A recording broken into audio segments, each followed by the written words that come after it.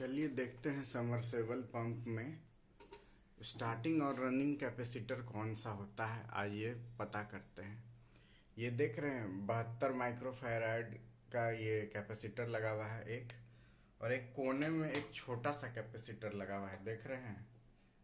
एक 120 से 150 माइक्रोफैराड लिखा हुआ है। 120 से 150 माइक्रोफैराड यानी ये ज़्यादा माइक्रोफैराड वाला जो है कैपेसिटर, वो आपका ये स्टार्टिंग कैपेसिटर हो गया, और जो कम पावर वाला है वो हो गया रनिंग कैपेसिटर। बहुत बार क्या होता है, ये स्टार्टिंग कैपेसिटर के टर्मिनल्स में कार्बन वगैरह डिपॉजिट हो जाता है, वाइट कलर का सॉल्ट जैसा।